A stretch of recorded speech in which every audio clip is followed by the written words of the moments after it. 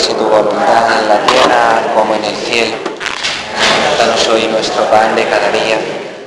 Perdona nuestras ofensas, como también nosotros perdonamos a los que nos ofenden. No nos dejes caer en la tentación y líbranos del mal. Amén. Bueno, pues vamos a empezar sin más retrasos. Esto de la Nacional 2 uno sabe cuándo sale, pero cuando llega no.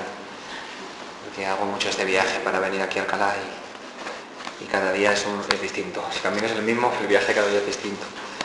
Bueno, pues vamos a hacer la segunda parte de la reflexión. Recordáis, ayer habíamos cogido la parábola del hijo pródigo y a partir de ella, pues para hablar del rostro de la misericordia, ¿no? Y ya hemos hecho primero como un recorrido de la parábola y faltaba hoy la segunda parte, que es como la reflexión, ¿no? Y de fondo pues utilizamos pues esa encíclica de Juan Pablo II en la que él hablaba precisamente de la misericordia de Dios.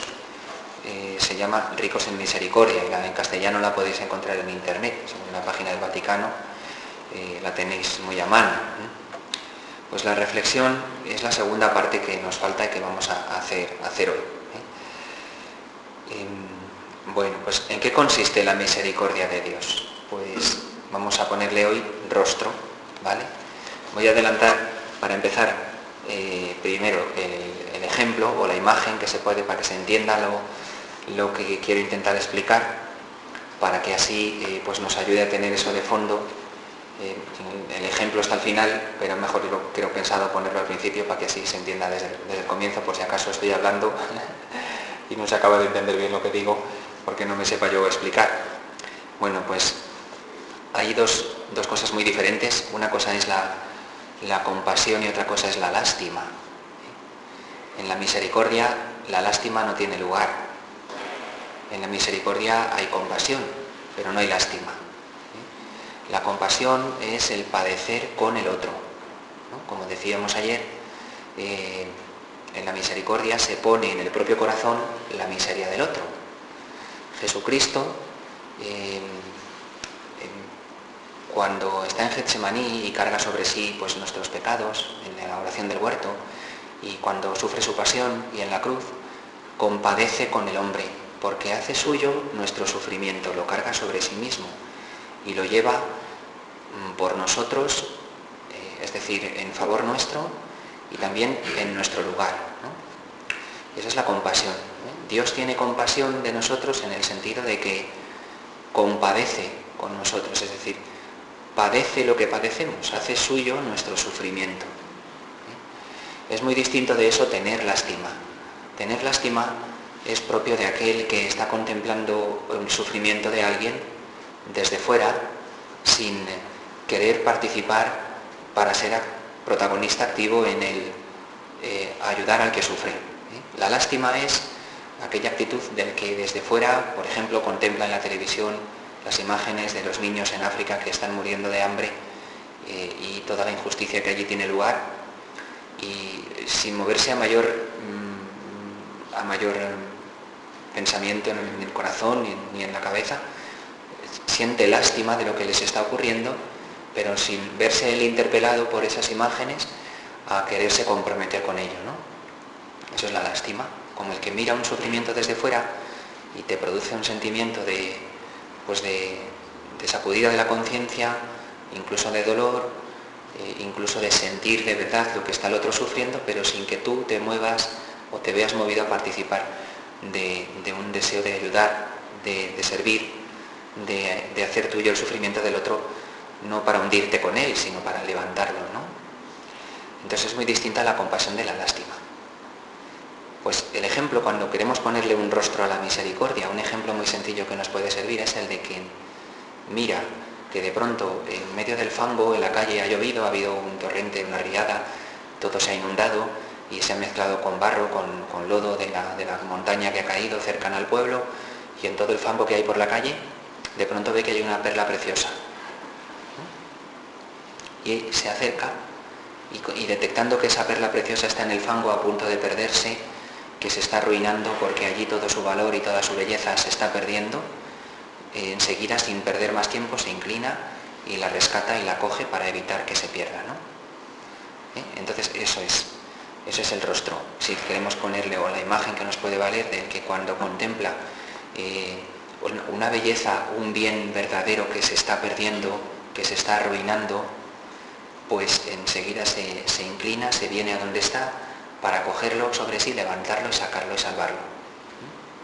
Eso es lo que hace Dios. Y Dios compadece con nosotros cuando nosotros sufrimos, cuando nosotros por nuestro pecado o por un sufrimiento que nos ha traído otra persona o por una injusticia que nos ha sobrevenido.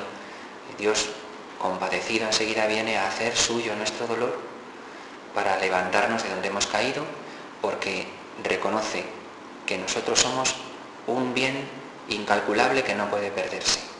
Esa perla preciosa somos cada uno de nosotros. Eso es muy distinto de tener lástima. El que tuviese lástima pasaría por allí como hizo, recordáis la parábola del buen samaritano, ¿no? Aquellos que pasaron dando un rodeo, vieron al hombre que estaba herido en medio del camino, pero no se detuvieron porque querían ir a sus cosas, tenían prisa, tenían sus ocupaciones o simplemente prefirieron no comprometerse para no tener problemas, ¿no? Lástima, ¿no? Qué lástima lo que le ha pasado, pero yo tengo mis ocupaciones, no puedo entretenerme, ¿no? Es como el que mira un sufrimiento desde fuera. Pues eso no lo hace Dios. La misericordia de Dios no es esa. La misericordia de Dios es la de que el verdadero rostro de la misericordia es el reconocimiento de un bien verdadero que no puede calcularse y que nunca pasa, un bien que para Dios es siempre objetivamente un bien y que por eso, por encima de todo, tiene que ser rescatado de donde ha caído. Y para eso no se escatiman esfuerzos. Dios no le importa hacer lo que sea necesario por salvar ese bien incalculable. Esa es la misericordia. Y eso es lo que pasa en la parábola del hijo pródigo. Voy ahora a tratar de explicarlo y tengamos de fondo esta imagen, que es con la que luego vamos a intentar también acabar. Recordad que la parábola describía el encuentro final del hijo pródigo con su padre cuando regresa con estas palabras. Levantándose partió hacia su padre. Estando él todavía lejos, le vio su padre y conmovido corrió, se echó a su cuello y le besó efusivamente. El hijo le dijo: Padre, pequé contra el cielo y ante ti, ya no merezco ser llamado hijo tuyo, trátame como a uno de tus jornaleros. Pero el padre dijo a sus siervos: Traed a prisa el mejor vestido y vestidle, ponedle un anillo en su mano y sandalias en los pies, traed el novillo cebado, matadlo, comamos y celebremos una fiesta, porque este hijo mío estaba muerto y ha vuelto a la vida, estaba perdido y ha sido hallado. Y comenzaron la fiesta. Vamos ahora, me interesa recordar las palabras con las que el padre le responde, porque de cada una de ellas vamos a tratar de aprender para nuestra propia vida, para nuestra propia llamada a ser misericordiosos, que al final es lo que también debe de importarnos, porque nosotros miramos para aprender en la Escritura, ¿no? Miramos a Cristo para aprender de Él, pero para aprender no intelectualmente, para tenerlo en la cabeza, sino para que eso modifique nuestra forma de actuar. Primero modifique nuestro corazón, las cosas de la cabeza bajen al corazón y cambien nuestra forma de comportarnos, para que Dios nos convierta en una palabra y para que también nosotros así seamos misericordiosos como el Padre, ¿no? Todo este año de la misericordia que el Papa ha proclamado, recordad que está puesto bajo ese lema, misericordiosos como el Padre. Entonces, en lo que debe de consistir este año para cada uno de nosotros es en tener en cuenta que el Papa nos ha llamado a dejarnos convertir en nuestras propias actitudes de vida para que viva en nosotros Jesucristo y seamos capaces de amar y de perdonar como lo hace Él. Seamos misericordiosos como el Padre.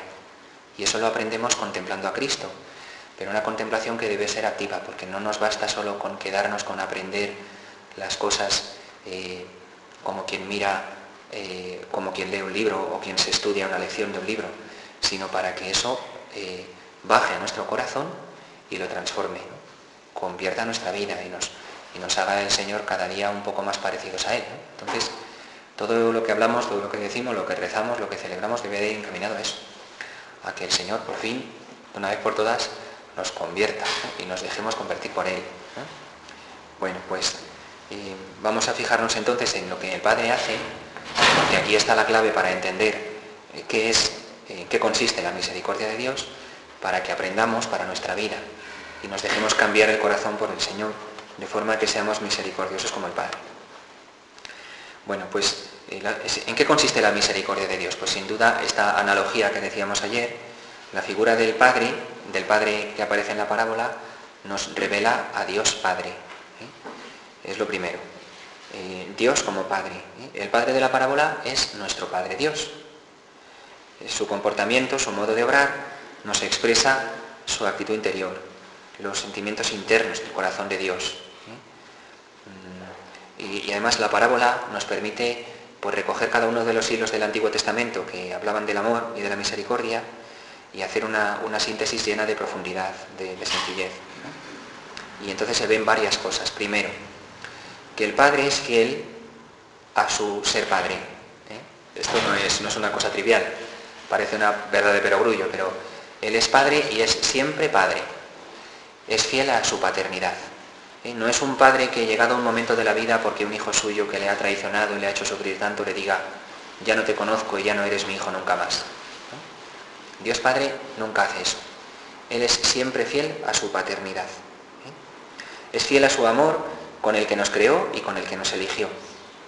Fiel a su paternidad, es decir, fiel a sí mismo, a lo que Él mismo es. Fiel a su ser Padre. Él sigue amando siempre a su Hijo, es fiel siempre a ese Hijo. Siempre es fiel a cada uno de nosotros, nunca va a dejar de amarnos, porque es fiel a sí mismo. Si el Padre Dios dejase algún día de amarnos a alguno de nosotros, dejaría de ser fiel a sí mismo. Como eso que a veces tenemos tan a gala los hombres de decir, yo soy fiel a mis principios, ¿no? Y luego cuando se presenta una ocasión en que se ponen las cosas difíciles, pues se nos pone a prueba a ver si de verdad lo somos o no. Pues el Padre Dios siempre es fiel a su ser Padre. Nunca traiciona su propio ser. Sigue amándonos, hagamos lo que hagamos. Esta fidelidad se expresa en la parábola del hijo pródigo con dos cosas. Primero, cuando el hijo vuelve a casa lo acoge con una prontitud inmediata, enseguida. No empieza porque los dos están lejos, ¿no? Sino que el Padre ya lo está esperando. Su actitud es de acogida. Es previa, ¿no? Es decir, que cuando el hijo está pensando en el país lejano todavía lo que ha hecho, intentando entrar en sí mismo y recapacitando, el Padre ya está esperándolo. De hecho, cuando el hijo se fue de casa, el Padre ya lo estaba esperando. En el momento en que el hijo puso el primer pie fuera de la puerta de casa, ya empezó a esperarlo. Desde el instante en que el hijo le había pedido su herencia, el Padre ya lo había empezado a esperar. De hecho, Dios no nos deja nunca solos a lo largo del camino de la vida. Cuando nosotros nos alejamos de Él por nuestro pecado, por nuestra rebeldía, por nuestro egoísmo, lo que sea, pues sufrimos. O en otros momentos que no es dado a nuestro pecado, sino pues porque nos sobreviene una desgracia, ocurre en nuestra vida un problema grave, sufrimos, lo pasamos mal, pues normalmente pues la experiencia de la muerte de nuestros seres queridos, por ejemplo. Cuando viene un sufrimiento grande, pues podemos quedarnos a oscuras, podemos entrar en una crisis no de fe quizá, pero una crisis, provocada por el sufrimiento que nubla nuestro corazón, que nos coge la pena y nos encontramos decaídos, sin ánimo, ¿no? En esos momentos de oscuridad en los que el dolor nos tiene cogidos, pues puede ocurrirnos que no veamos que Dios está, pero está. ¿Verdad? Cuando lo pasamos mal a veces decimos, pero ¿y dónde está Dios? ¿No? Pues bueno, Dios está ahí, Dios está contigo, Dios está a tu lado, Dios nunca te deja. Él no quiere que sufras y Él no es el que te ha mandado este sufrimiento, porque Dios no quiere que suframos. Los sufrimientos no los manda Dios. O nos los provocamos unos a otros los hombres, porque nosotros no somos perfectos, o vienen porque la vida los trae. Una enfermedad, porque nuestra naturaleza es débil, no es culpa de nadie, y mucho menos es culpa de Dios. Cuando viene el dolor, un accidente, pues puede ser por culpa de alguien que ha sido un imprudente, un accidente de tráfico, ¿no? Pero también hay veces que ocurren cosas sin que nadie lo quiera, ¿no? No siempre hay culpables. Y cuando los hay, el culpable nunca es Dios, ¿no? ¿Qué pasa? Que cuando sufrimos y estamos a oscuras y podemos pensar, Dios me ha dejado, pues Dios no nos ha dejado, Dios está contigo, Dios sigue queriendo llegar a ti, consolarte, hacerte ver que te acompaña, que no desea que sufras, que en Él puedes encontrar esperanza, que en Él hay una respuesta, que en Él hay sentido. Lo que pasa es que el dolor que estamos pasando nos tiene tan cogidos que estamos cegados por el sufrimiento y no podemos ver que Dios está presente.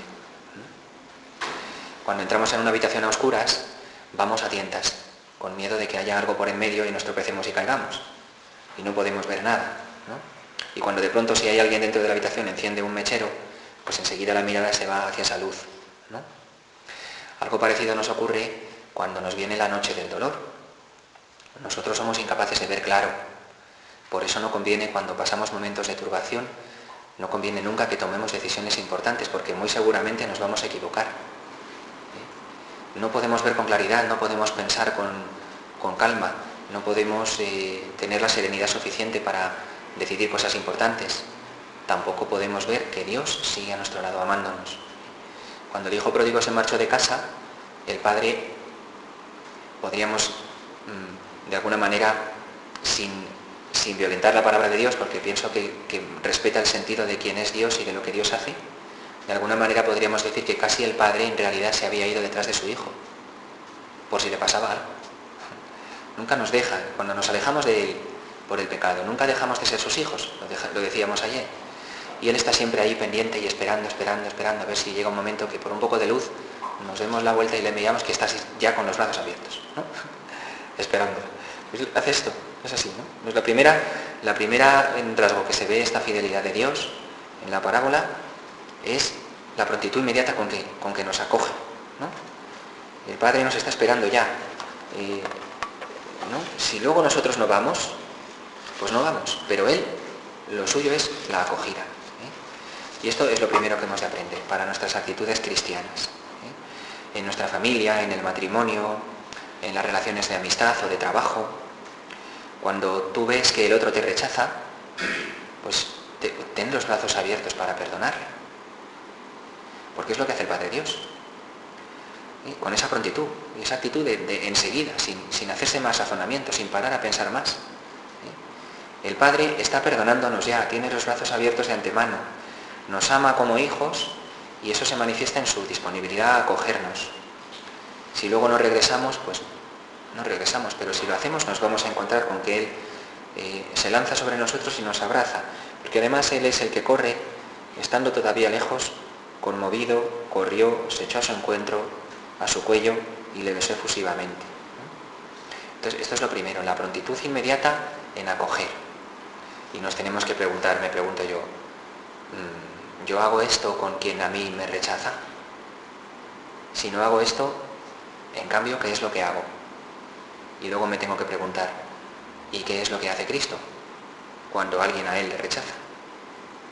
¿Qué es lo que hace el Padre misericordioso? ¿No? ¿Y qué es lo que yo tengo que hacer? Lo mismo que Él. Señor, ayúdame a hacer lo mismo que tú harías si tú fueras yo, porque yo solo no puedo, que soy débil. ¿No? El segundo aspecto que recalca esta fidelidad del Padre a su Hijo y a sí mismo es la alegría. La alegría, porque hace una fiesta generosísima, ¿no? Llena de detalles, para con aquel que había disipado todos los bienes de su casa, o sea, le había despilfarrado la hacienda. Y el Padre convoca una fiesta en la que no escatima medios. Esto indica la fidelidad del amor, ¿eh? Y el Padre no había perdido el amor a su Hijo. No es que le haya dejado de amar y después de estar pensándolo de nuevo el Padre decide acogerlo otra vez. No, es que nunca le ha dejado de amar. Él es fiel a su amor, lo sigue esperando y cuando llega lo recibe enseguida, y no solo lo recibe, sino que hagamos una gran fiesta porque este hijo mío había muerto y ha resucitado, ¿no? Una fiesta tan generosa al que era un derrochador, que claro, suscita la contrariedad del hijo mayor, que estaba en casa y que se queda sorprendido de que después de que vuelva el derrochador se le haga una fiesta. Entonces, desde luego, esto no entra en la manera de pensar de los hombres, ¿eh? Pensad en todos estos casos de corrupción que estamos conociendo últimamente, cada vez más, cada día sale uno, ¿no? Y lo que nosotros pensamos de la corrupción, y es justo, ¿no? Desde luego es un delito que debe de ser debe ser denunciado y debe ser justamente juzgado y se debe asumir la pena que conlleve ese delito, desde luego, la justicia humana. Pero qué distinto el Padre que cuando le derrochan su hacienda al Padre Dios, cuando volvemos, nos convoca a una fiesta en la que no escatima nada. ¿Me lo has gastado todo? Pues mira, lo que me queda todo y más, ¿no? Todo. ¿Cómo nos cuestiona, verdad? Cuando nos comparamos o cuando nos confrontamos con la palabra de Dios y con la enseñanza del Señor, porque tenemos que confrontar nuestra vida con Él, ¿no? Esta fidelidad a sí mismo por parte del Padre, esta es la misericordia, la fuente de la misericordia, ¿eh? Esto siempre es cuestión de amor en nosotros, ¿no? Perseverancia en el amor, ¿eh?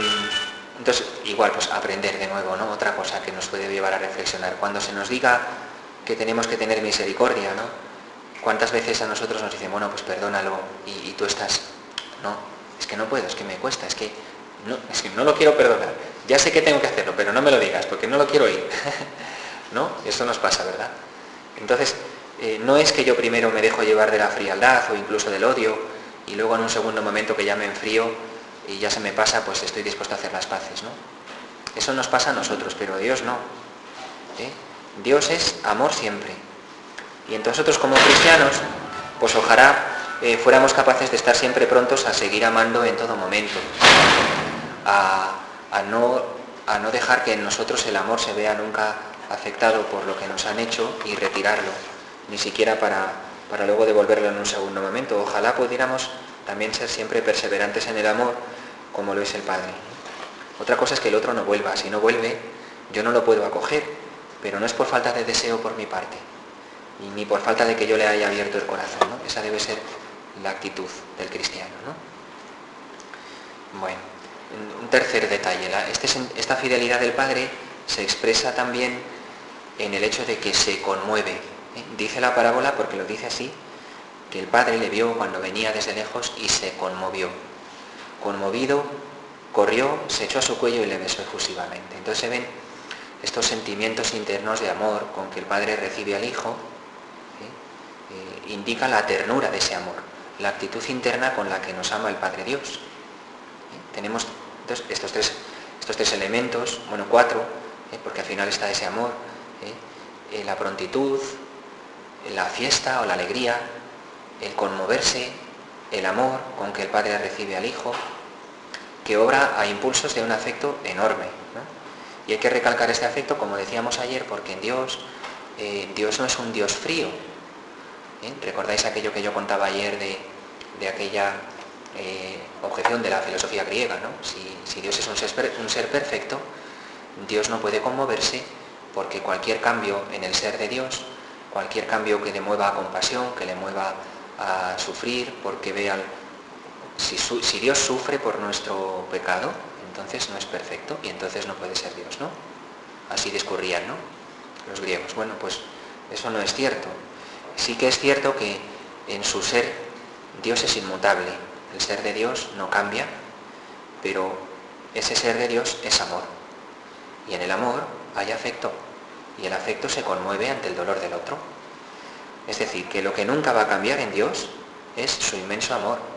Un amor que le lleva a conmoverse por el hijo de sus entrañas cuando éste está sufriendo, ¿no? Eso sí que no cambia en Dios. Eso es lo que no cambia. El amor con todo lo que el amor conlleva. También el afecto. A Dios le afecta nuestra vida, tanto en lo bueno como en lo malo. ¿Cuáles son las causas de que el Padre se conmueva? Pues hay que buscarlas yendo en profundidad, ¿no? Porque al leer la parábola pues pensamos, se conmueve porque le ve que viene tan dolido, porque le ve que viene desnudo, porque le ve que viene arrepentido, avergonzado, se conmueve porque le ama. Yendo a lo profundo, pues el Papa Juan Pablo II decía, el Padre se conmueve porque se ha salvado un bien fundamental. Se conmueve porque se ha salvado su Hijo, que es un bien incalculable que ante todo hay que proteger. Eso es lo que le conmueve. El hecho de rescatar aquella perla que estaba en el fango, porque es un bien cuyo valor no se puede medir y ante el cual hay que hacer lo que sea para que no se pierda. Y eso es lo que le conmueve. Cuando Dios nos mira, en nosotros no ve más que un bien único, en cada uno de nosotros. Por malas que sean las cosas que hayamos hecho, por infieles que le hayamos sido a veces, por pecadores que podamos ser, y lo que quieras. Cuando Dios nos mira, no ve en nosotros a un pecador, no ve en nosotros a un infiel, no ve en nosotros a una persona indigna, no ve en nosotros un ser insignificante, ve en nosotros a su Hijo querido, que además es único. Porque Dios nos ama a todos por igual, a nadie nos ama más que a otro, a todos por igual, pero a todos nos ama de manera única. Para Dios todos somos sus hijos preciosos. A todos nos ama por igual, pero a todos nos ama con todo su ser, de manera personal, de manera concreta. Entonces, por eso se conmueve, porque Él sabe que aquel hijo que se le había ido era su mayor bien, el mayor bien, y sabía que al irse se iba a perder. Se conmueve por la salvación que puede darle. Se ha salvado la dignidad del hombre. Había malgastado su patrimonio, pero se quedó a salvo su persona, su humanidad. Es más, esta humanidad ha sido encontrada de nuevo. De tal manera que la fidelidad del Padre a sí mismo pues está centrada en la humanidad del Hijo, en la dignidad del ser humano. La dignidad inalienable que tiene todo ser humano. Y que para el Padre Dios es el gran bien incalculable que hay que salvar por encima de todo. Así se explica que el Padre se conmueva cuando ve de lejos al Hijo regresar a casa. Porque el Hijo continúa siendo para Él un tesoro. Es su tesoro inapreciado y lo recupera, ¿no? El amor hacia el Hijo, que brota de la esencia del amor del Padre, que le lleva, que le mueve a tener solicitud por el Hijo, ¿no? Esa fidelidad vinculada al ser del Hijo. El Padre, por el hecho de ser Padre, está vinculado a su Hijo. No puede olvidarse del Hijo, no puede decir tú ya no eres mi Hijo. Por el Hijo mismo es fiel y así es fiel también a sí mismo, ¿no? Entonces lo que al Padre le mueve es salvar la dignidad del Hijo, ¿no? Ese ser humano que se está perdiendo, que es una vida que va a apagarse, que se va a perder y enseguida sale sin esperar en su ayuda para salvarlo, ¿no? Esto a nosotros pues nos tiene que ayudar, igual pues decía, a aprender, ¿no? Cuando leemos el Evangelio, pues a mí me gusta mucho decir, en mi parroquia ya están cansados de oírmelo, que no le llaman a Jesús en vano el Maestro. Al Señor no le decían el Maestro comparándolo con otros maestros o rabinos de su tiempo, de las sinagogas hebreas de su tiempo y de Judea o de Galilea. Le llamaban el Maestro porque era el Maestro con mayúscula, porque hablaba con una sabiduría nueva que no le habían escuchado a nadie. No le llamaban el Maestro porque diera unas clases fenomenales de matemáticas o porque diera unas lecciones magistrales de biología. Le llamaban el Maestro porque enseñaba cómo se vive. ¿Cómo se vive la vida que Dios nos ha dado? Pues como el Señor nos enseña. Él es el Maestro en el arte de vivir de verdad, de vivir plenamente, de aprovechar de verdad la vida para lo que Dios nos la ha dado, ¿no? Que es el don más sagrado que tenemos. El Evangelio es una escuela de aprendizaje. Cuando vamos a leerlo o en casa vamos a rezar con él, miramos para aprender lo que Cristo hace, porque no es solo lo que nos dice, sino lo que hace también. Sus palabras, sus obras y sobre todo su propia persona son para nosotros la escuela de la vida, la escuela de dónde aprender a vivir, amando, poniendo en todo el mayor amor posible. Pues todo esto para nosotros debe ser un aprender, una lección, ¿no? Ir a clase con el Maestro de la vida, ¿no? Para nuestra propia misericordia. Pero es bueno que primero contemplemos cómo lo hace Dios y que pensemos rectamente de Dios, que Dios no es algo lejano ni abstracto, que no es un Dios frío, que no manda los sufrimientos, que no castiga, que no nos desprecia, que nunca va a olvidarse de nosotros, que siempre está a nuestro lado, nunca nos ha dejado, ni siquiera cuando lo pasábamos mal. Es siempre y primero y después siempre Padre, un verdadero Padre nuestro que nos ama inmensamente, que sigue todos los caminos de nuestra vida con una atención inmensa, con un amor inigualable, con una inquietud permanente porque estemos bien y a la vez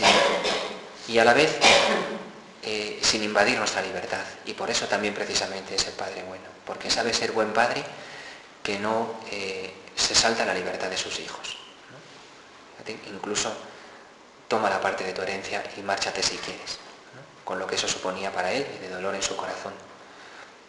No se salta la libertad de los hijos, incluso aunque estos podamos equivocarnos, ¿no? Pues es este Padre que inmensamente nos ama y permanentemente está pendiente solo de nosotros, ¿no? Y que está deseando, si vamos a tropezar, poder enseguida ponerse para cogernos antes de que caigamos. Y si no lo consigue y caemos por nuestra torpeza, está enseguida pronto a ayudarnos a levantar si nos volvemos hacia Él y nos damos cuenta que está a nuestro lado y le pedimos ayuda, ¿no?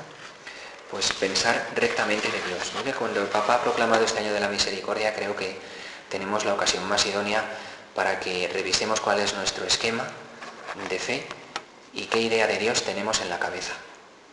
Porque a veces hay ideas de Dios distorsionadas en la mente de muchos cristianos, según las cuales Dios es un Dios que juzga dando a cada uno lo suyo y que por tanto al pecador lo castiga, o es un Dios severo que amenaza con castigar a aquel que se comporta mal, ¿no? Y todas esas cosas pues provienen de una enseñanza equivocada que a lo largo de mucho tiempo se ha impartido a lo largo de tiempo en la Iglesia Católica, y esto hay que decirlo, y es así porque es la verdad, pero no son ciertas. No es Dios un Dios castigador, no es Dios un Dios severo, juez, frío, que condene a la gente imponiendo penas desde fuera. Dios es un Dios misericordioso, cuyo mayor bien es nuestra vida, que es una vida de hijos, y es un Dios que ha hecho nuestra vida suya, que la ha cargado sobre sí, que se ha hecho pecado por nosotros sin haber cometido Él pecado alguno, para que ese pecado a nosotros no nos derrotara para siempre. Así que yo recuerdo, lo digo porque yo, pues gente muy cercana a mí, gente de mi familia, me hablaba, pues cuando a lo largo de un tiempo, después de que yo entré al seminario, pues en mi proceso vocacional, pues algunos miembros de mi familia comenzaron a acercarse a un poco más.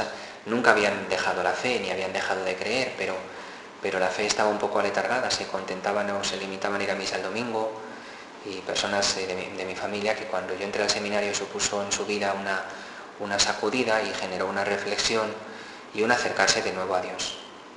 Y cuando ellos poco a poco fueron acercándose de nuevo a Dios y descubrieron este rostro de la misericordia, que Dios es verdaderamente este y no el que castiga, pues alguno me decía, si es que yo me acuerdo que a mí de pequeña me habían enseñado que Dios te castiga si te portas mal. Y es que había vivido la fe siempre con un temor, y después de al menos 50 años de vida. Pero si Dios no castiga, ¿no? Y decía, bendito sea Dios que hace este bien a través de sus llamadas, ¿no? Porque Dios jamás castiga a nadie. O sea, no pensemos eso.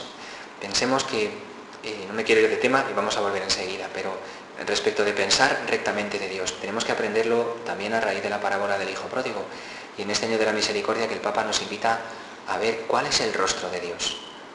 La carta que promulga el año de la misericordia se llama El rostro de la misericordia. Pues voy a pensar qué imagen yo tengo de Dios y qué concepto de Dios tengo en la cabeza, porque a lo mejor es un concepto que me he creado yo con criterios humanos y no es el Dios que Cristo ha revelado en el Nuevo Testamento, en el Evangelio, con su vida entregada, ¿no? Pues no castiga nunca. Pensemos que la Iglesia misma, ni siquiera la Iglesia nunca ha dicho que haya nadie condenado. Y no lo puede decir ni lo va a decir nunca, y lo dice el Catecismo. Pero ni siquiera de los peores criminales. No podemos afirmarlo, primero porque no sabemos lo que hay en la conciencia de cada uno en el último segundo antes de la muerte. Y segundo porque ese juicio le corresponde solo a Dios. Y Dios es un Dios misericordioso. Ni siquiera de Judas Iscariote, ni de criminales terribles que la Iglesia ha conocido y en los que seguramente todos estamos pensando. Pues ni siquiera de esos podemos decir que estén condenados, porque no lo sabemos.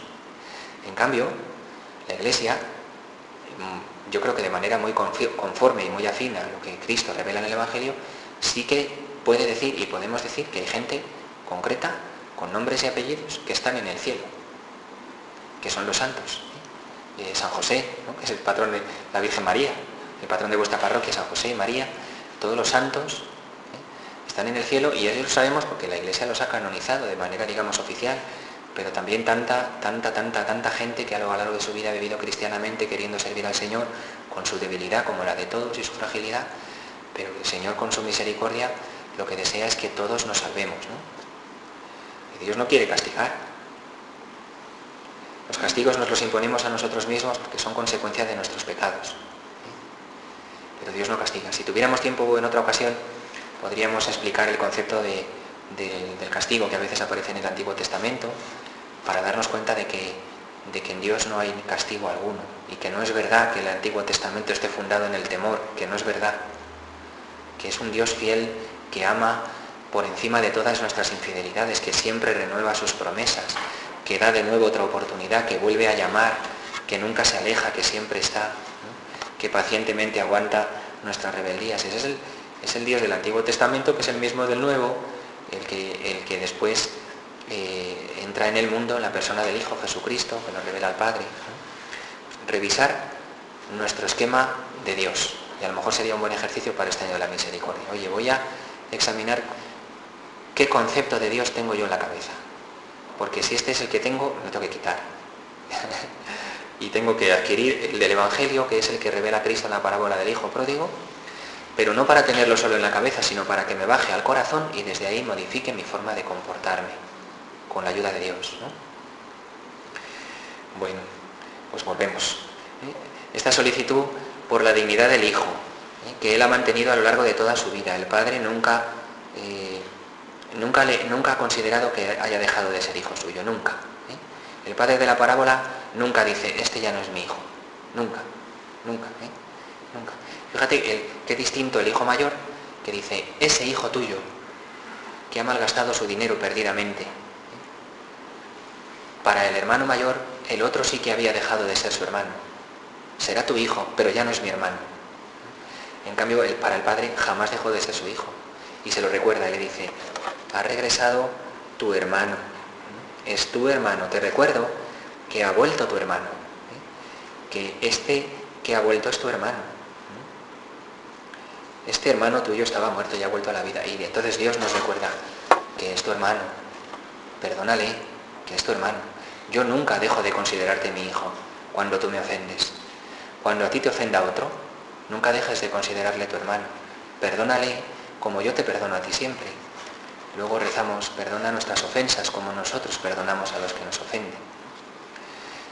Tenemos que pedir al Señor que nos ayude, porque esto humanamente nos puede costar mucho, especialmente cuando las ofensas sean más graves, pero esa es la llamada que Dios nos dirige, porque es la llamada que conduce a que seamos felices, el perdonar. Y es posible. Si no fuera posible, Dios no nos lo pediría. Como escribe San Pablo, ¿no? El amor es paciente, es benigno, no es interesado, no se irrita, no se alegra de la injusticia, se complace en la verdad, ¿no? Es este amor de caridad que ha revelado Jesucristo en el Nuevo Testamento, que es el que decíamos ayer, ¿no? El don de mí mismo por entero al otro, solo por el bien del otro mismo, sin esperar a cambio nada. En la antigüedad también en la filosofía griega se distinguían tres tipos o tres niveles en el amor. Y hablaban de eros, hablaban de filía y de agape. El amor de eros no es nada malo. El amor de eros es cuando una persona siente atracción hacia algo que le produce un beneficio. Algo que a mí me gusta, que a mí me hace estar bien, que me produce contento, pues claro, eso yo lo quiero, ¿no? Y es un amor, pero es un amor muy primario, porque es un amor que se basa en mi propio yo, no es algo de mí mismo, ¿no? Es el buscar lo que a mí me satisface. Hablaban de un segundo nivel del amor, que es el de, en griego filía, significa amistad, el amor de amistad. Y ya es una calidad mayor del amor, porque hay una correspondencia. Yo te amo porque tú me amas. Te amo porque me amas. Pero también no es perfecto, porque decimos que la amistad se ha roto, porque hemos dejado de corresponder, ¿no? Cuando yo soy siempre el que da el paso de quedar con el otro, o de llamarle, o de preguntar cómo está, o de estar atento, y veo que el otro nunca lo hace, al final esto se va enfriando y digo, pues mira, ya no le llamo más, porque nunca me llama él a mí. Se ha roto la amistad. ¿Por qué? Porque uno de los dos ha dejado de corresponder, ¿no? No es tampoco el mayor amor. El mayor amor es el que los griegos llamaban agape, que es la palabra que utiliza San Pablo cuando escribe este himno a la caridad. La caridad es paciente, no es interesada, no se irrita, se complace en la verdad. Él utiliza esta palabra, agape, que es el amor de caridad, el amor que se da en Dios, el amor desinteresado y gratuito que se entrega hasta el extremo. Es el amor con el que nos ha amado Jesucristo. Tiene dos características, hasta el extremo y totalmente gratuito, ¿no? Y este es el amor con el que el Padre ama al Hijo y con el que el Padre perdona, ¿no? El amor que Dios ha puesto en nuestros corazones en el bautismo. En el bautismo hemos recibido la capacidad de creer, la capacidad de crear, de esperar, la capacidad de amar como ama Dios, la fe, la esperanza y la caridad. Y este amor de agape, este amor de caridad, este amor de Dios, es con el que también nosotros estamos llamados a amar. Por eso dice Jesús, amaos unos a otros como yo os he amado. ¿Y cómo nos ha amado Él? Hasta dar la vida, hasta el extremo y gratuitamente, ¿no? Uno le da un poco vértigo cuando, yo soy el primero, cuando preparo estas cosas y las leo y luego voy a rezar y luego cuando estoy aquí contándolo, pues le da vértigo y dice, pues Señor, qué lejos estoy yo de esto, ¿no? Ayúdame, porque estas propias palabras nos denuncian a nosotros mismos cuando tantas veces nos dejamos llevar pues por nuestro hombre viejo y no vivimos como vive Jesús, no amamos como ama Él, ¿no? Sin embargo, tenemos que llegar a vivir como el Señor, no imitar, sino con la gracia del Espíritu Santo, vivir con la ayuda de Dios, como vive Jesús, siguiendo el ejemplo de la parábola, amar como ama Dios Padre, ¿no? Esta caridad que se inclina hacia toda miseria, hacia el pecador, no por el pecado, sino por el pecador, y no porque le vea como un pecador, sino porque le ve como un hijo y lo rodea de atenciones, ¿no? Bueno, pues esta es el rostro de la misericordia, ¿no? El sentido no es, como hemos dicho al principio, no es el tener lástima de una persona, sino el apreciar verdaderamente el valor de lo que se está perdiendo, ¿no? Apreciar verdaderamente la dignidad de ese ser humano que se ha degradado, que ha caído, que se está perdiendo, que se está alejando, que no sabe que con todo eso se está haciendo daño, y el deseo de salvarlo, ¿no? Por eso el Padre dice, su alegría es porque ha sido hallado de nuevo, porque estaba muerto y ha vuelto a la vida, porque estaba perdido y ha sido encontrado. No es que con este hemos tenido que hacer unas cosas tremendas para poderlo sacar y no veas qué paciencia hemos tenido con él hasta que por fin lo hemos sacado para adelante. No es eso, no es eso. El amor verdadero no puede decir eso, porque el amor verdadero desea esa vuelta del hijo perdido y no le humilla. Es feliz porque ha encontrado lo que estaba perdido. El Padre no le deja ni argumentar excusas, solo desea acogerlo. Y luego, cuando al día siguiente el Padre cuente al resto de la gente de su familia o en su casa que el hijo ha vuelto, no dirá lo que hemos tenido que pasar, la paciencia que hemos tenido que tener con él, hasta que al final lo hemos sacado. No dirá nunca eso. Él lo acoge, se alegra porque lo ha salvado y no comenta nada con nadie más, porque no le va a humillar. Esta alegría del Padre es porque ahí hay un bien que no ha sido pervertido, que finalmente se ha salvado. Un hijo que por más pródigo que haya sido, no ha dejado de ser hijo para su padre nunca y que ha sido hallado de nuevo. Porque a veces en la misericordia, o también en la compasión, cuando se entiende mal la palabra compasión, pero también en la misericordia, se presupone una desigualdad. Parece que el que tiene misericordia está arriba y el otro, que se ha equivocado, es el que está abajo, y eso presupone como que hay una diferencia, como son prejuicios nuestros, ¿no? En resultado de una valoración exterior percibiríamos una relación de desigualdad entre el que tiene misericordia y el que la recibe, ¿no? El que tiene misericordia está por encima, es mejor, no se ha equivocado, es el que hace las cosas bien. En cambio, el que recibe la misericordia pues es un miserable, un pecador que no sabe qué hacer con su vida, qué pobrecito, ¿no? Pues nada de todo eso. Si eso fuese así, pues parecería que la misericordia es difamar al que la recibe y ofender su dignidad, ¿no? No es eso, ¿no? Esta parábola demuestra qué distinta es la realidad de estas maneras nuestras de pensar, ¿no? La misericordia se funda en la experiencia de que el hombre es siempre un bien para Dios, poniendo a Dios en el centro de nuestra vida, que es como debemos hacer siempre. Sin embargo, Dios tiene siempre en su centro, en su preocupación, al hombre. Nosotros debemos de tener siempre en el centro de nuestro corazón a Dios. Él tiene siempre como centro de todas sus ocupaciones nuestra salvación, nuestro bien.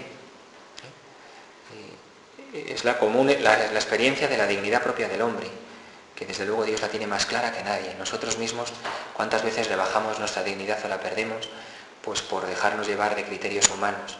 O cuántas veces atentamos contra la dignidad del ser humano de la manera más terrible, ¿no? En la violencia, en los atentados, en el terrorismo, en la muerte, en la forma más cruel de atentar contra la vida del ser humano cuando está indefenso todavía en el seno de su madre, ¿no? En cambio, qué distinto cómo Dios piensa de nosotros y con qué claridad ve la dignidad de nuestra persona, de nuestro ser humano. Esta visión es humildad auténtica, es en verdad. Si nosotros vemos así nuestro pecado y reconocemos que Dios Padre nos trate así, eso es caminar en verdad, eso es vivir humildemente. Yo veo la situación a la que he llegado y esa dignidad humana nos hace vernos con toda realidad, con toda nuestra verdad. Bien, pues esta es la imagen, la de el Padre que ve el bien que se ha salvado con tal claridad, gracias a que Él irradia la verdad y el amor, que olvida todo el mal que el Hijo había cometido, lo olvida todo. El amor es el que hace olvidar, el amor es el que hace cubrir la miseria, el que perdona las ofensas, el que purifica la memoria de las ofensas recibidas y al final el que cicatriza las heridas después de tanto tiempo, ¿no? Pues vamos a terminar. Es eso.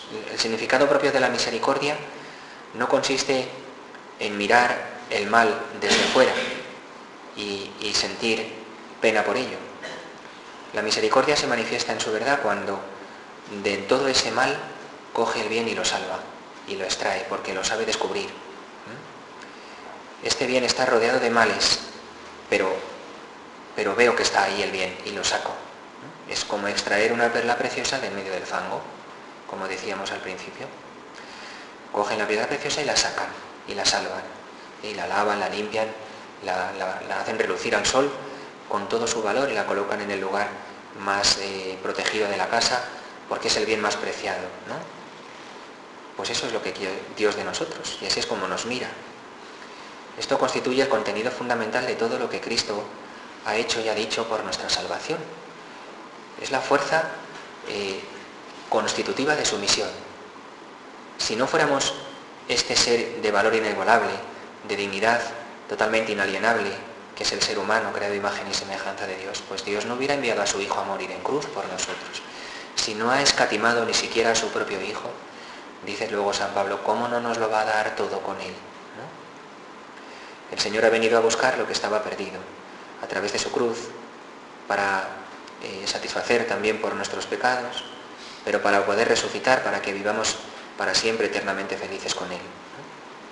Nos pidámosle al Señor que entendamos así la misericordia, como lo hacían sus discípulos, y que sepamos también nosotros vencer el mal a fuerza de bien, sin dejarnos vencer por el mal.